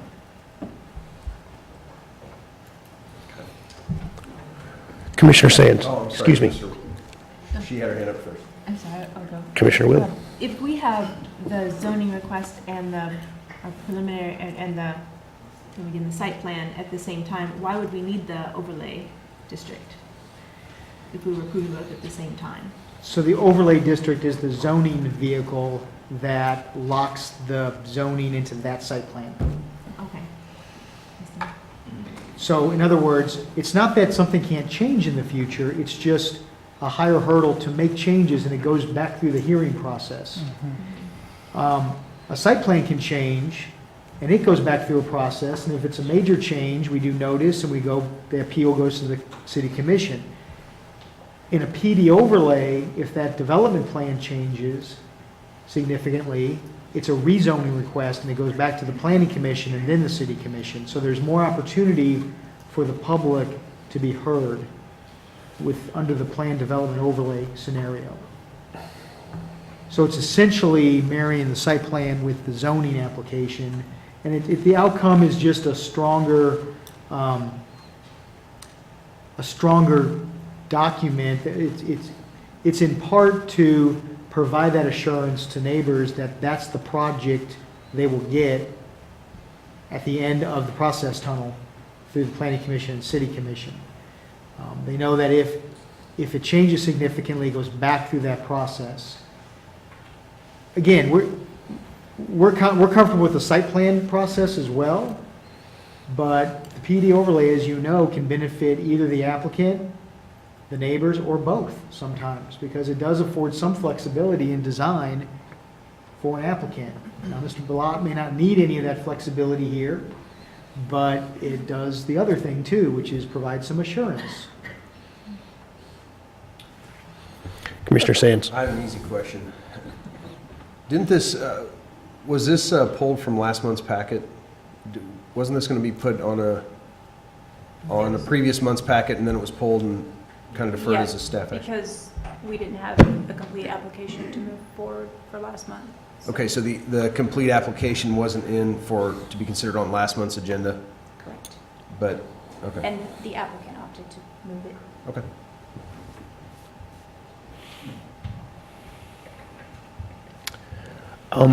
Are the additional drawings for the site plan, would they necessarily be part of the separate site plan process later? The drawings that Mr. Bellot referred to that would be required, they're going to be required at the site plan stage.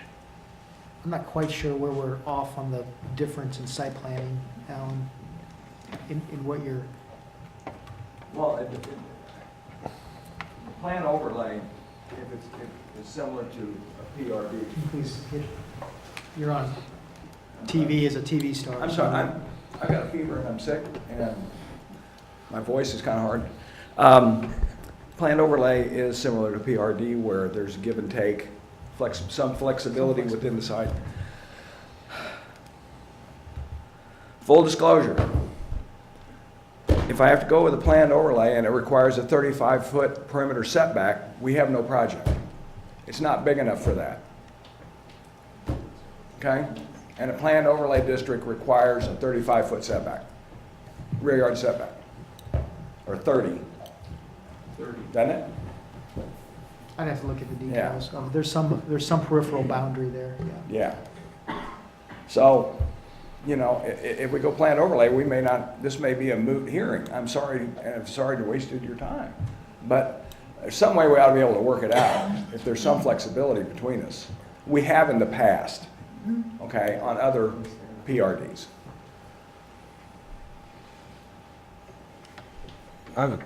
That brings up a question, if I can, Mr. Chairman. Thanks. Mr. Sands. So, question for staff then. What is the traditional setback, if not 35 feet? I don't have the number with me right now. We'd have to pull it up.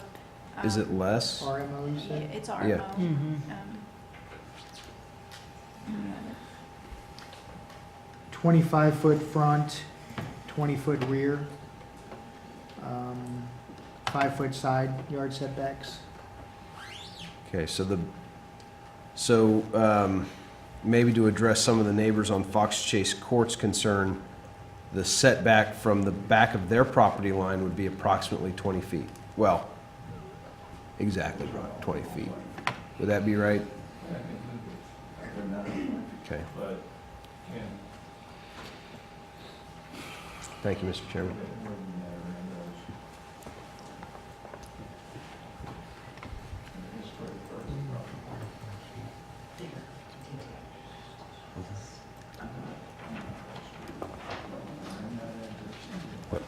Any other further questions from commissioners?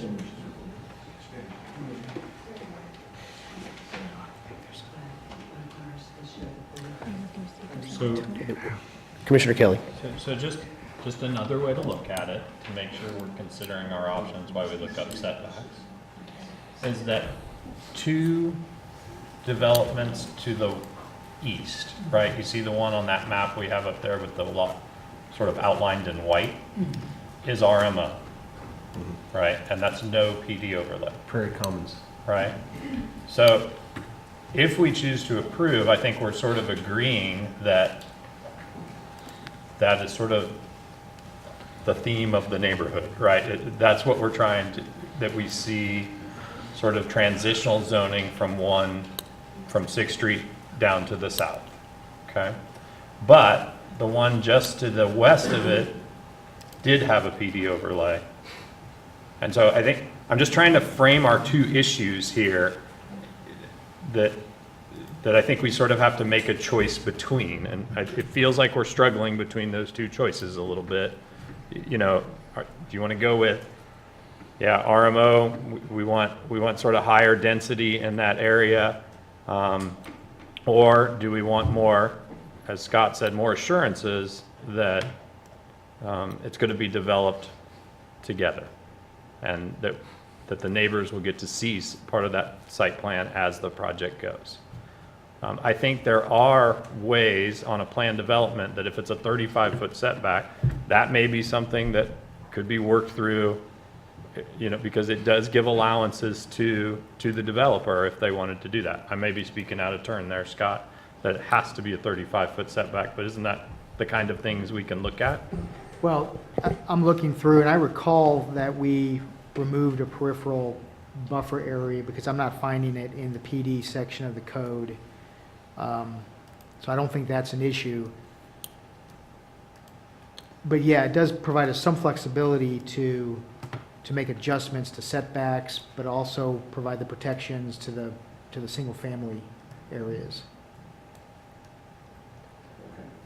And the setback for the So RMO? I guess what I'm saying, I think what I'm saying is I don't believe that it would harm the project to add the PD to this rezoning application.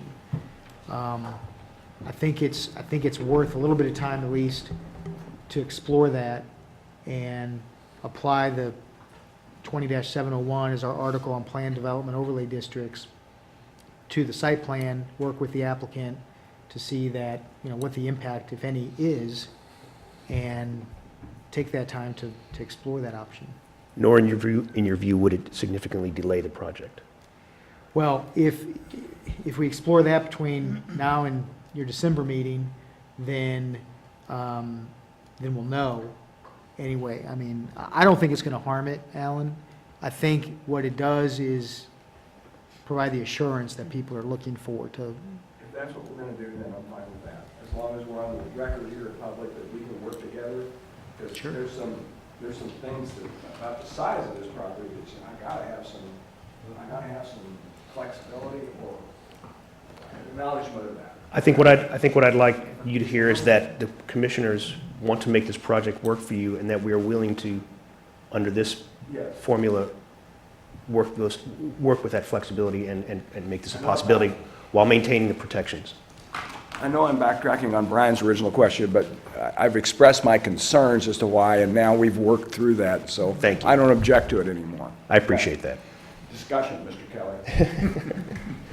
Thank you, commissioners.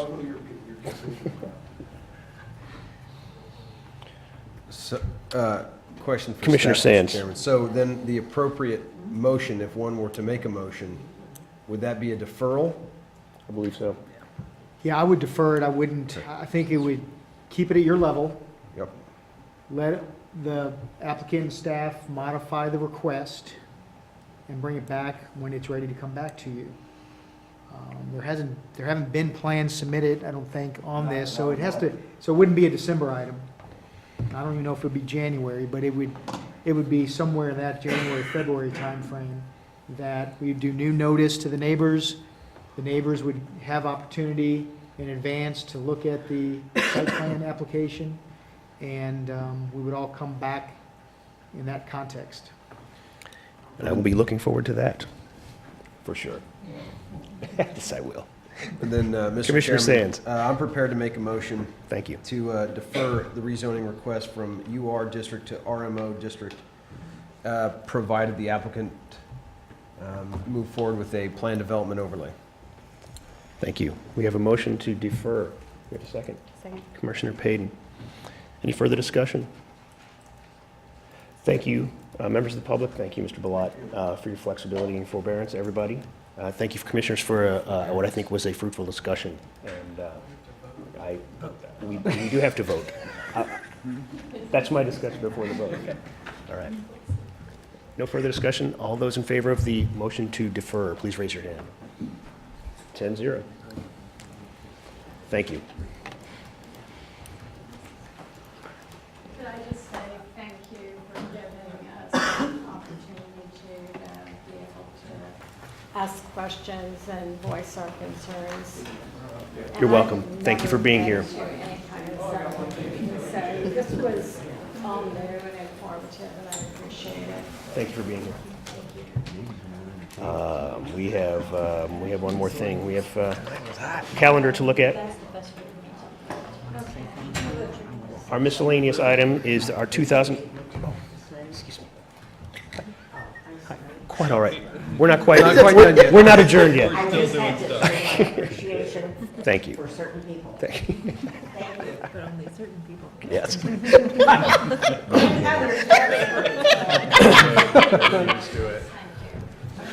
Kind of a chair do we have here anyway? On to miscellaneous item number 1. The 2018 calendar. The last page of your packet has the December, or has the December. Thank you again, ladies and gentlemen. Good job. Thank you. Last page of your packet has the proposed 2018 meeting calendar and submittal dates. In March, we specifically looked at when spring break is scheduled, and that's the 3rd week of March, so we still are going to have our meeting the 4th week. In December, we would likely only have a Monday meeting, and that would be a whole week before Christmas. So those are really kind of the only months that sometimes change. We will do November early because Thanksgiving's always that same time in November. Next week. So we'd like you to adopt it. All right. We need to take action and officially adopt this calendar? Yes. All right. So moved. We have a motion to adopt the calendar from Commissioner Sands. Is there a second? I'm sure there is. Commissioner Sinclair, thank you. Any further discussion about the calendar? You're saying that December 17th, 2018 is a Monday that we're going to have our meeting. See you then. I'll make a plan. All right, all those in favor of adopting this calendar, please raise your hand. Everybody loves the calendar, 10-0. All right. Thank you.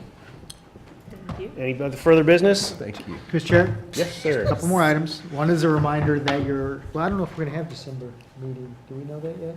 We don't know that yet, but we're thinking we may not. We may not have Merry December Christmas. meeting. If we do, a reminder that it's on the Monday, so make sure your personal calendars reflect that. 18th. We may not have, I don't think we're having one at this point. Okay. I think we're waiting to see what got deferred from tonight.